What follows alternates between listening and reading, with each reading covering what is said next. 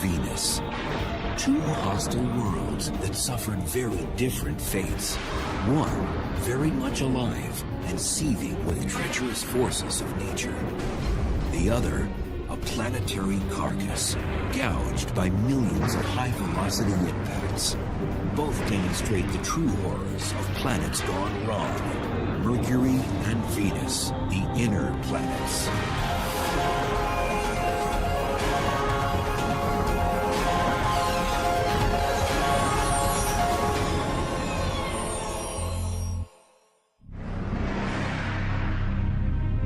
Along with Earth and Mars, Mercury and Venus make up our inner solar system.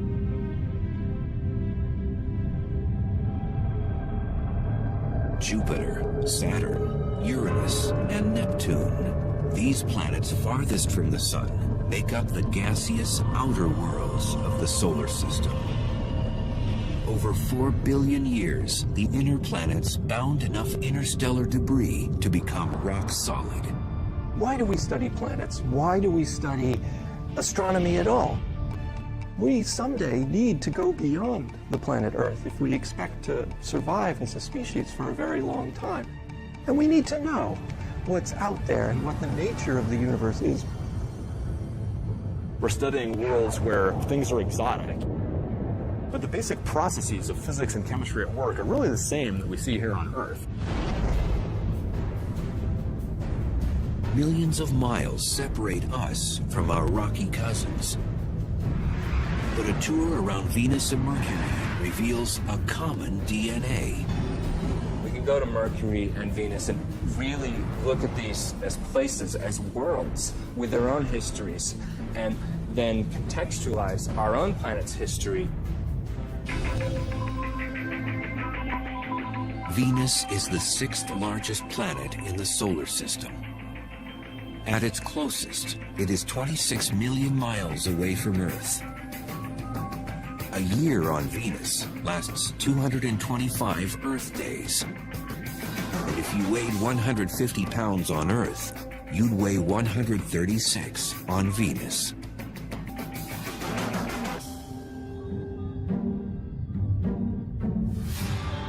Venus. When the ancient Romans looked up, they were captivated by its commanding presence. They named the planet after their serene goddess of love and beauty. It's such a beautiful presence in the sky. It seems obvious the connection there. Venus has long been considered our sister planet because of its closeness in composition, gravity, density, and size. Venus and Earth are almost twins in a lot of ways. They're almost the same size. Venus is slightly smaller than Earth. So if Earth was a regulation basketball, Venus is a soccer ball, slightly smaller. And Venus is the closest planet to Earth. So for a long time, it was thought of literally as a twin planet. For ages, scientists thought this twin, like Earth, was a planet covered with deep oceans, lush rainforests, and had a climate that would give credibility to the notion that intelligent life could exist there. Before the space age, people thought it might be very Earth-like on Venus. But the paradox is when we actually got to Venus and started exploring it, the conditions there are so different. It turned out Venus was less of an exotic sister to Earth and more of an evil twin. So here you have two very similar planets in their sort of bulk properties, but they've evolved to such different states. And that creates an interesting problem in understanding planetary evolution, a sort of controlled experiment. Take these two similar planets and let them go for 4 billion years, and then why do they end up so different? First, some of the basic differences.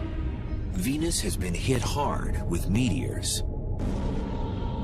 One so strong that some scientists think it may have reversed the planet's rotation.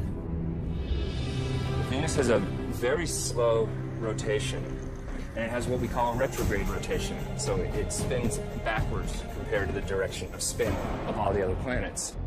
Because of this retrograde rotation, the sun rises in the west and sets in the east.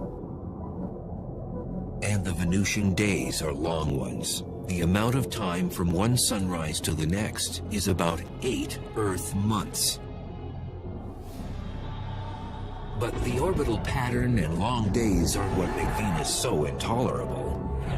In part, it's the wicked climate.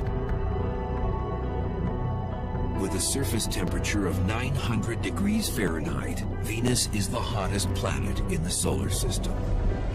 Travelers there would have their trip cut short in no time.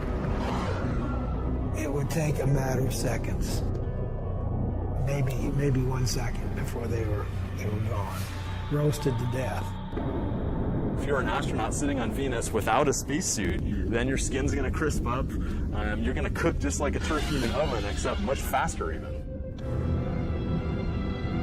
The unforgiving heat wave is created by a process called the greenhouse effect, the identical process that keeps Earth's climate in check and teeming with life. But a closer look at Venus tells us how this common trait can be a cycle of life and a cycle of death.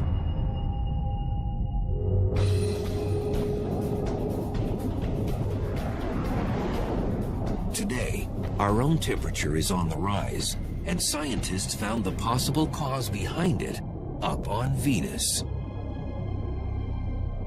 Global warming is a result of greenhouse gases that are growing and growing and growing, and therefore we're getting hotter and hotter. When we looked at Venus, we said, aha, here it is actually happening. In the 1990s, after the Magellan spacecraft was launched, planetary watchdogs began turning to Venus to surmise just how bad it could get here on Earth. Space exploration has told us a lot about the Earth and the environment it's in. And in fact, the greenhouse effect that everybody's talking about with global warming was actually discovered on Venus. What they found out about Venus shed new light on how fragile Earth's greenhouse effect really is. And Venus didn't always used to be this hot. We think that early in its history, it was more Earth-like on the surface, and it lost its oceans due to what we call a runaway greenhouse effect. So Venus is an example that certainly that global change can happen on a planet, and it's sort of a worst-case scenario. We don't have to turn Earth into Venus before we're in trouble. We just have to move a little bit in that direction. And we are moving in that direction. But the real value of studying Venus, it allows us to test our climate models. Through computerized general circulation models, or GCMs, scientists were able to calculate temperature increases on Earth based on the amount of greenhouse gases on Venus. So just how does Venus's greenhouse effect work and make the planet so hot? This is Biosphere 2. Located along the foothills of Arizona's Santa Catalina Mountains, it was built by a group of researchers to explore the idea of colonizing other planets. It is the largest greenhouse on Earth. Biosphere is a perfect example of a greenhouse because it's a big building with glass panes that let the sun in, and the air is really hot in here. The solar rays that penetrate the glass panes cause the temperature inside to rise. The air heats up, but then the air cannot escape, cannot move vertically into the atmosphere because of the walls. The windows trap the heat, warm the building, and provide the plants and trees with a livable climate. On Venus, greenhouse gases don't exactly trap the sun's heat, but they greatly slow the rate at which it can escape. The greenhouse effect on any planet is a situation where the surface temperature becomes hotter because of gases in the atmosphere that trap the heat while letting in the sunlight. These same greenhouse gases that would prove to be fatal to us on Venus are essential to life on Earth. Without the greenhouse effect, the average temperature would be far below freezing, the oceans would be totally or almost totally frozen, and it's not even clear if life would exist on the Earth.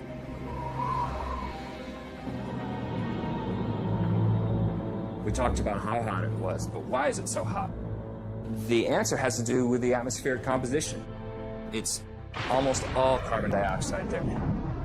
Carbon dioxide, or CO2, makes up 95% of the Venusian atmosphere. And that high volume of gas traps more heat. That's going to give you a strong greenhouse effect, and that's going to make it really hot. And that's why it's so hot on Venus. It's an extreme example of global warming. On Venus, volcanoes are the natural spring source for CO2 and other gases. It's a process atmospheric chemist Jeff Sutton studies on Earth at Hawaii's Kilauea volcano. Deep below the surface, atomic compounds ignite during volcanic activity to form CO2. The gas is born from the pressure created by the heat of molten rock, or magma. It rises towards the surface and reaches the summit magma storage complex. The pressure is decreased on the magma. And the effect of that is to allow gases that are trapped under the very high pressure to be released and bubble out. The Venusian surface would likely have cracks in the lava, similar to these vents, where gases escape into the airstream. Somewhere between 8,000 and 30,000 metric tons of carbon dioxide boil out of the magma chamber each day. And it amounts to something on the order of 3.5 to 5 million tons per year. And that's just one volcano here on Earth. Venus has more active volcanoes, and that means more heat-bouncing gases. So all the CO2 just builds up in the atmosphere on Venus, which just makes it hotter and hotter.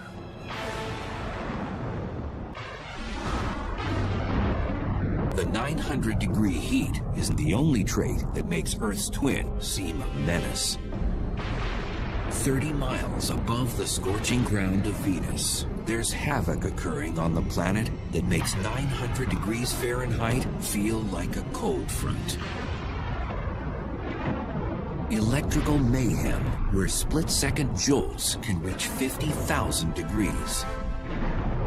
Each spark of light contains 100 million volts of electricity.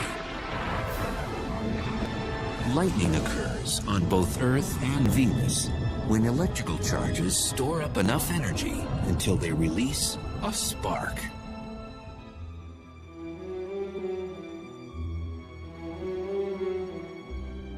Mears Oppenheim teaches planetary physics to students at Boston University. And researchers like him get in on the action at Boston's Museum of Science. In their caged lighting exhibit, 30-foot-high domes motor up to simulate how lightning is generated on Venus. And then, it's showtime.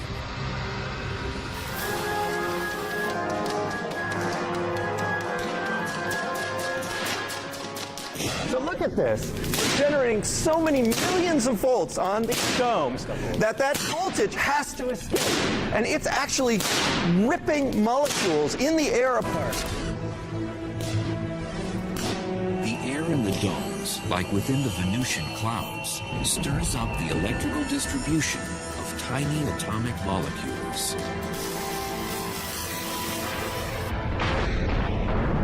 So the ripped molecules make that light as they reassemble themselves, and that's what a lightning bolt is. Cosmic particles from exploding stars way out in the galaxy trigger lightning. When these hit the atmosphere, they provide that spark. These are particles that come from way out in the universe, into the atmosphere, and cause a shower of charged particles. And on Venus, you'd probably have real lightning to the extreme extent. You can contain enormous amounts of energy and go for miles and miles. On average, lightning hits the Earth more than 3.1 billion times a year. The number of times lightning hits the ground on Venus?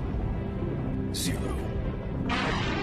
The atmospheric pressure on Venus is 90 times greater than on Earth because the weight of the atmosphere created by gases is heavier.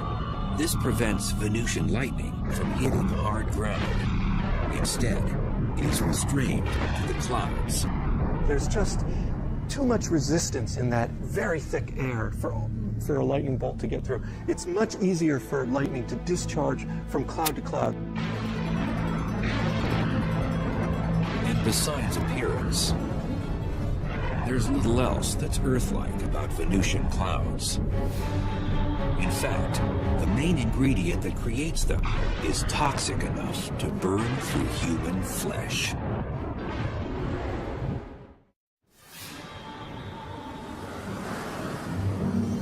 From Earth, you might be able to see Venus twinkle in the morning and evening skies like a star.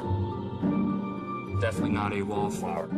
It's so bright in our sky, not just because it's the closest planet to us, but because it's the most reflective planet.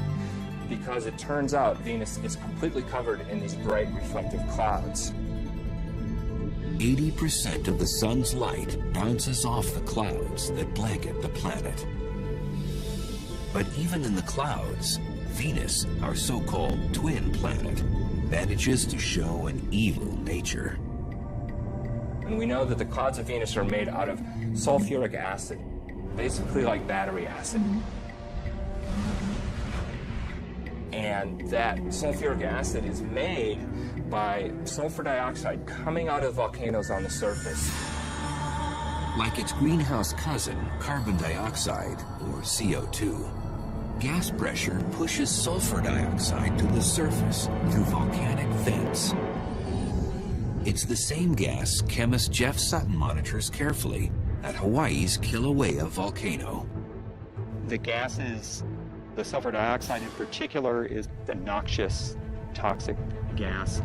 And we wear gas masks to protect our lungs and our airway because sulfur dioxide combines with the moisture in your nose and throat and forms sulfuric acid. Sulfuric acid is nasty stuff. You don't want to splash battery acid on you. You know, you're careful not to do that. It's basically the same stuff. So it would not be good to suddenly stick your hand into the Venus clouds.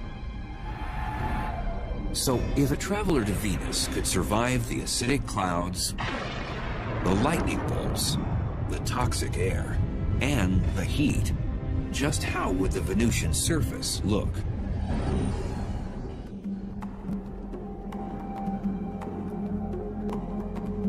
Volcanologist Jeff Burns with the United States Geological Survey, or USGS, circles the globe to understand what drives volcanic activity on the inner planets. When Burns imagines the surface of Venus, he considers the dark, eerie wasteland of Kilauea's lava fields on the big island of Hawaii. It's very instructive to be able to come here and study this volcano to compare it to volcanism that has occurred on the surface of Venus. We can actually come out here to the field and study things. We can actually take samples and look at them in detail. Geologists expect the amount of volcanoes on Venus far outnumbers the 1,500 or so on Earth. Some estimates range from 100,000 to over 1 million volcanic features on Venus. With that many volcanoes, lava rock makes up 70% of the Venusian surface, just like it makes up much of Kilauea's terrain. The ground becomes solid when the lava cools into hard rock. Having a rock on Earth is our best analog for trying to understand rocks on the other planets. Basaltic rocks are the most similar to the Venusian plains. Basalt is the most common type of lava rock found on Venus and throughout the inner solar system. The minerals freeze into glass and small crystals, a total transformation from what lava looks like when it streams out of the volcano. When lava is actively flowing across the surface, it's incandescent and typically looks red. Now, quickly it'll form a silvery sheen over the top of it. and then over a period of a few weeks will turn black, such as the lava we see around me here. At 5 miles high, Mont Mons is the largest volcano on Venus. And it's left some tremendous lava channels in its wake, just like Kilauea did. Now, as you can see, the structure, we have levees here on the sides, and then internal structures as well. This is similar, perhaps, to how large channels called canali formed on the surface of Venus. However, they formed at a much larger scale.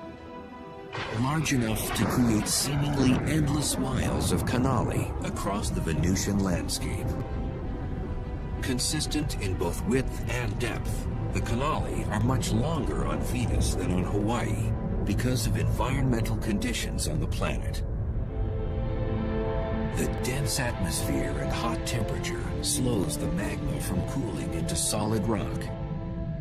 And with little wind and no rain to further cool the magma, lava can cut through the surface for months after an eruption before it hardens.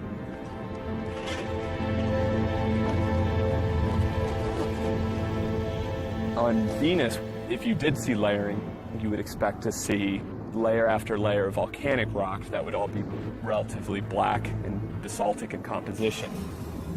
You would probably see little bits of color due to potentially oxidized iron, which would look red.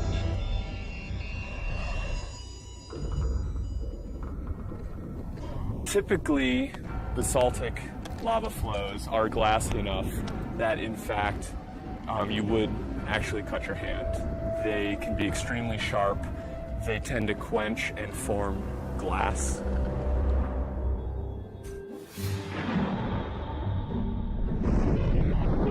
And then there are the skies. That heavy Venusian cloud cover diffuses most of the direct sunlight. So it would be a lot darker on the surface of Venus during the day than it would be here on Earth. Also, because the light is scattered very efficiently, you tend to lose shadows. So everything is lit fairly consistently across the surface. And then additionally, because of the composition of the atmosphere, everything would tend to have more of an orangish tinge to it.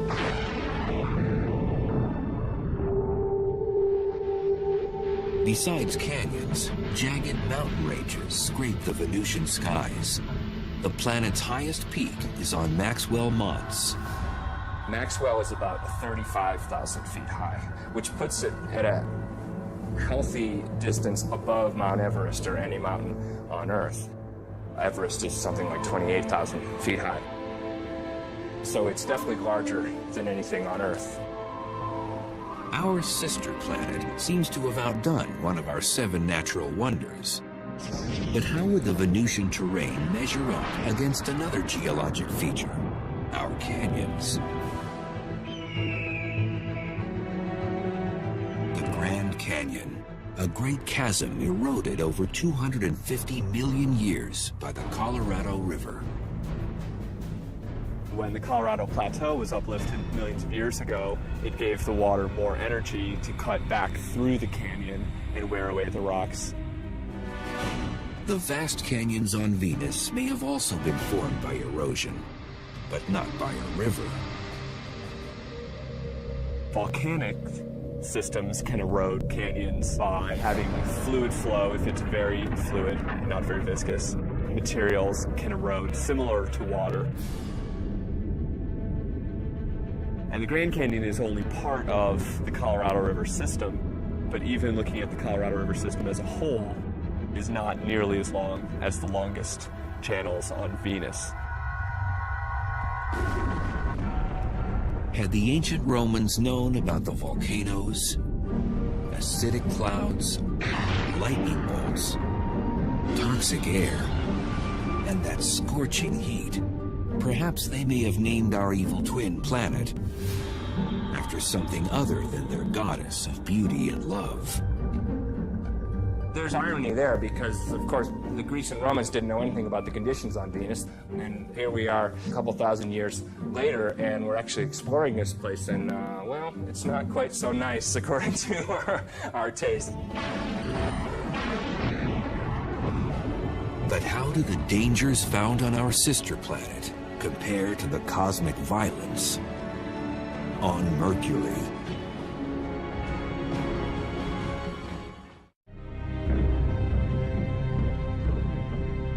"48 million miles away from Earth, Mercury's dust-covered hills and empty plains stretch as far as the naked eye can see." It's a colorless body, and it does not have really any colors like you see on Mars or the Earth or even Venus for that matter. Dr. Robert Strong, with the University of Arizona's Lunar and Planetary Lab, has been a chief authority on planetary geology for more than 35 years.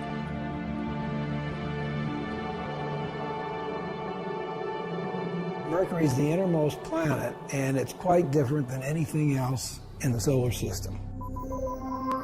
At 36 million miles, Mercury is the closest planet to the Sun. The planet has no known moons. Mercury has no atmosphere. And it's a naked eye planet, visible on Earth during the twilight hours.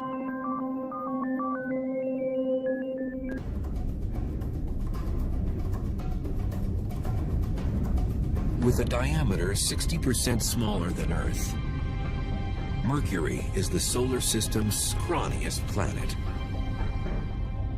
Much too small to generate the strong gravitational field needed to retain an atmosphere. Gravity depends upon the mass of the object, on the mass. So the larger the mass, the more the gravity. So on Mercury, the gravity is less on there. Since the planet's gravity is so weak, if you weighed 150 pounds on Earth, you'd only weigh 57 pounds on Mercury.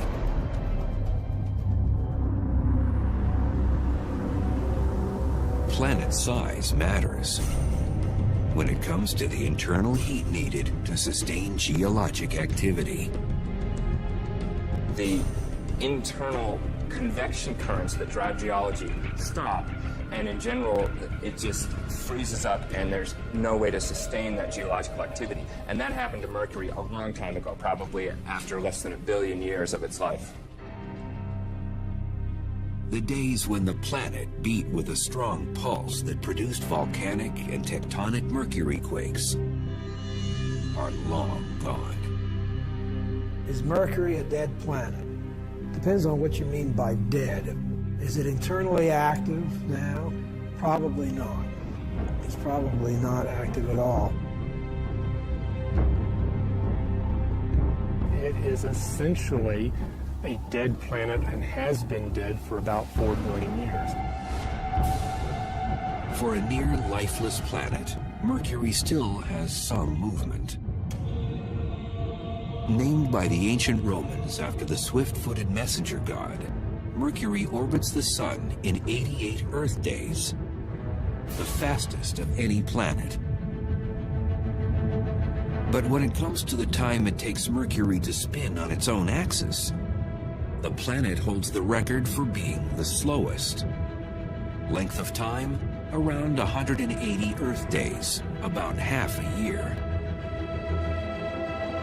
The Sun's gravitational force creates a tidal friction within Mercury, which slows down its speed as it spins on its axis. This means a year on Mercury is shorter than a day on the planet. And that sluggish rotation gives Mercury a somewhat peculiar weather forecast. For 6 months, the side exposed to the Sun reaches 800 degrees Fahrenheit. On the other side, the temperature drops to 300 degrees below zero. It has a long time to heat up on the side facing the Sun and a long time to cool down on the other side. And that's why it has these huge temperature extremes. Despite its close proximity to the Sun, Mercury is a bit of a black sheep in the planetary family. Its skies always seem like starry nights. The skies would be black. The reason we have blue skies on the Earth is because of our atmosphere. Nitrogen scatters light preferentially in the blue, and so that's why the sky looks blue.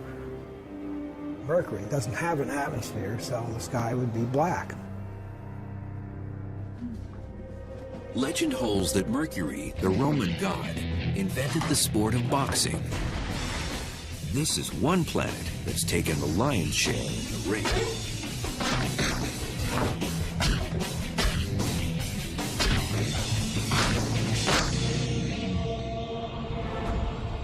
Mercury has had millions of meteors and asteroids explode on its surface because it doesn't have an atmosphere to protect it. Our atmosphere guards Earth from most impacts, like a force field. When a small object slams into it, usually at more than 10 times the speed of a bullet, the collision with air molecules vaporizes it into a gas. The Earth is shielded from small impacting objects by this wonderful thing that we call the atmosphere. And for small objects, weak objects, they will be completely destroyed by those forces long before they get here to the geologic surface of our planet.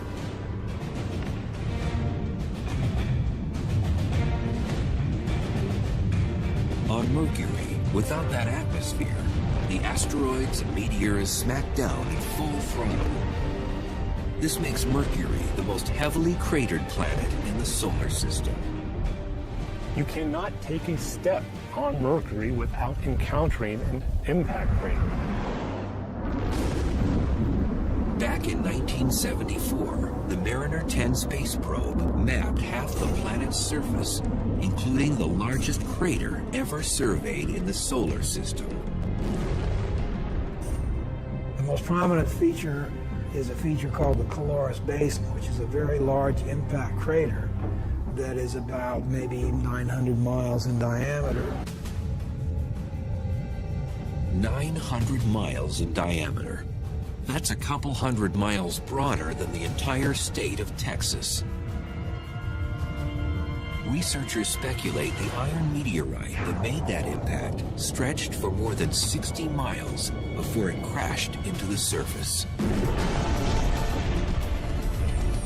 Moments after impact, seismic waves converged at the antipodal point, the spot on the exact opposite side of the planet. The seismic waves, the shock waves from this thing traveled, and they've concentrated simultaneously around the other side of the planet and literally shook apart the surface.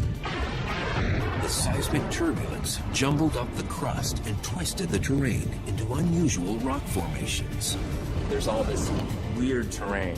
In fact, the technical term is weird terrain.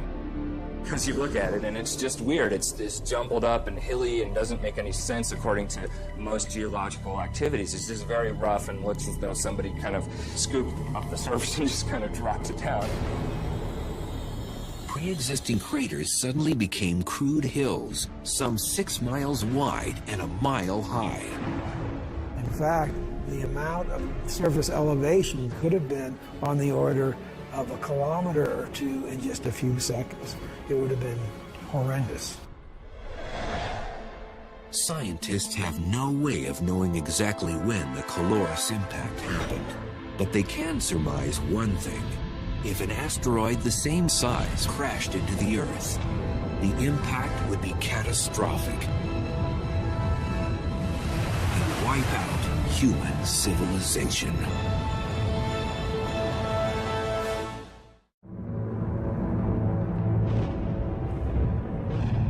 Countless meteor and asteroid impacts have left Mercury scarred with dents and crater rings.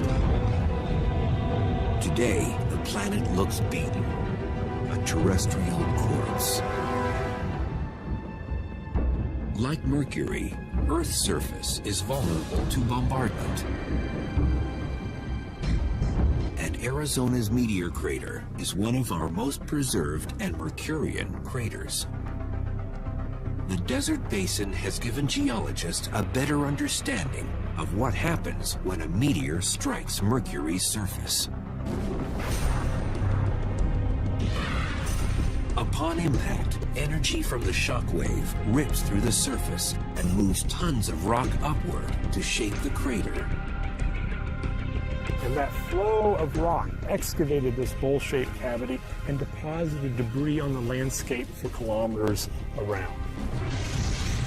Same energy swept up the crater walls and caused these flat-laying layers of rock behind it to actually be uplifted. And the rock, under the influence of shock, wasn't behaving grittily like rock does, but more like taffy. This is one of the hallmarks of impact craters, not only here at Meteor Crater, but anywhere in the solar system. But imagine if the mighty object that formed Mercury's Calorus Basin crashed down on the site of Meteor Crater. It would be a massive explosion. Chunks of molten material flying around the Earth ballistically, re-entering the Earth's atmosphere and causing just massive meteor showers everywhere. For nearly 7,500 miles, the shock wave would rip up the soil and stir up tsunamis with 2,000-foot waves. Massive tsunamis propagate around the Earth and inundate much of the world's coastlines. It would flatten Las Vegas, Nevada, the cities of Salt Lake City, Utah, San Francisco, California, and Los Angeles vanish in a split second. Shock waves from the impact would propagate through the solid Earth thousands of miles from the site of an impact like that. Those seismic waves would converge at the impact's antipodal point, off the coastline of Africa's Madagascar, at the bottom of the Indian Ocean.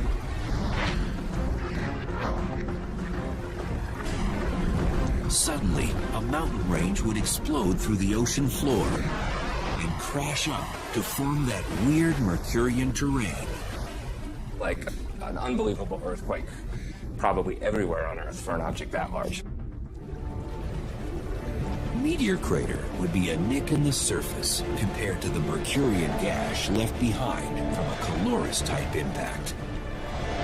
The gouge would consume a quarter of the continental United States.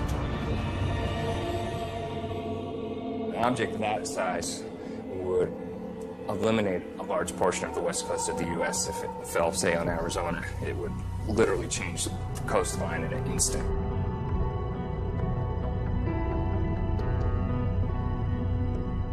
Back on Mercury, those craters give it an iconic stature in the solar system. And some of these pockmarks harbor mysteries. When the radar at Puerto Rico's Arecibo Observatory honed in on Mercury's poles, it picked up something that left researchers befuddled. Ice, of all things. One of the hottest bodies in the solar system, and it has ice in the poles. And the reason it has ice there is because Mercury is a heavily cratered surface. And so craters in the polar regions, the inside of them, are constantly in shadow. That's because Mercury is vertical relative to the plane of its orbit. So some crater floors never receive light or heat from the sun. But with no obvious water source on the planet, that begs the question, how did the ice get there? Scientists believe the mystery ice could have come from a comet. Comprised of rock, dust, gases, and ice, comets come from the outer reaches of the solar system, where the temperatures are much colder. Could this ice just be on the bottom of permanently shaded craters? Or could it be ice that's sort of covered up by a layer of dust, which is shielding it from sunlight? We really don't know. Besides these comet collisions, there is yet another type of crater on the planet, and they weren't formed by anything that fell from the sky. Instead, an Earth-like force of nature created these holes, and it generated deep from within the planet's core.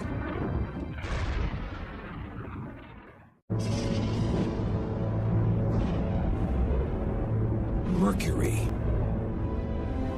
A closer look at its terrain by scientists reveals that some of its craters could have been formed from something other than asteroids, comets, and meteors.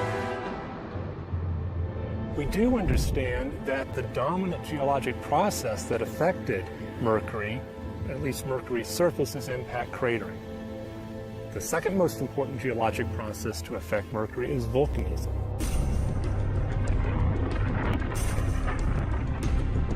Although we haven't seen any definite evidence of volcanoes on Mercury, we do expect that there have been volcanic eruptions in the past.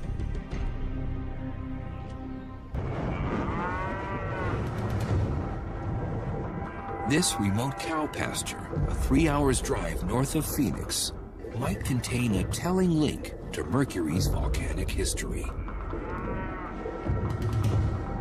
The cratered hills are extinct cinder cone volcanoes, and geologists suspect similar ones can be found on Mercury. This is a cinder cone. You can see behind me there's a large crater in the center, which is typical of cinder cones. These volcanoes do have their differences with Mercury's cinder cones. Because Mercury has less gravity, we would expect the cinder cones that form to be much wider and much flatter. All volcanoes erupt when the pressure from the magma or molten rock inside is greater than the strength of the rock containing it. Pressure increases for two reasons: too much magma and too much gas. And when pressure increases in a volcano, it usually has one place to go. Lava comes up to the surface and erupts explosively. You have a vent area and you have what's called a fire fountain. If the pressure is great enough, its force can spew lava higher than 100 feet on Earth. But on Mercury, with such low gravity, the fountain could eject lava 30 stories high.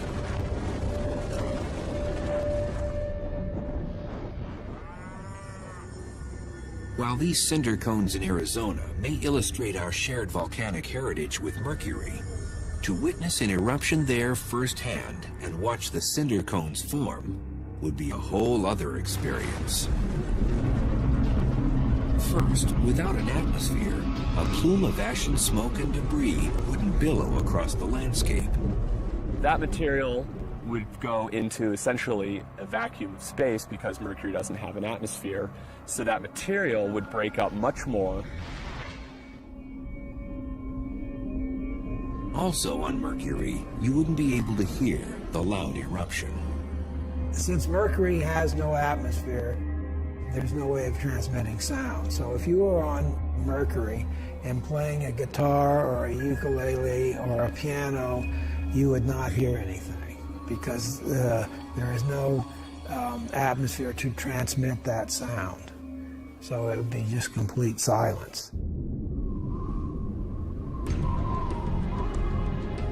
Back in 1974, Mariner 10 surveyed only 45% of Mercury's surface on a flyby mission.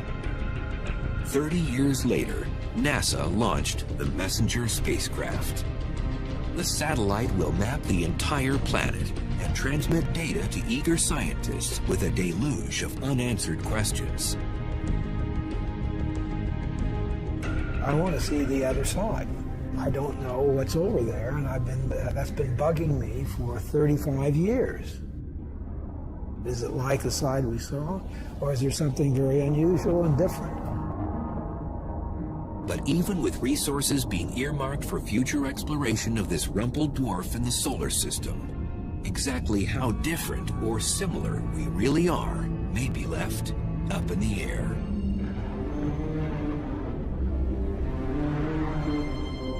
Despite the harsh conditions on Mercury and on Venus, a close look around our own backyards reveals the good, the bad, and the ugly of the inner planets. The universe is this vast, vast thing, and here we are sitting on this little pinprick. I mean, we are not isolated. We see things that happen on these other planets for tremendous climatic changes in the past that have happened in a very short period of time and changed that. And that can happen on the Earth. Ultimately, it enriches our knowledge of who we are and how unique and how rare an environment like ours and even creatures like us might be in the universe. And that evolution, that exploration, that turning the corner, that discovery of new ideas is what we're all about. It was a bright future.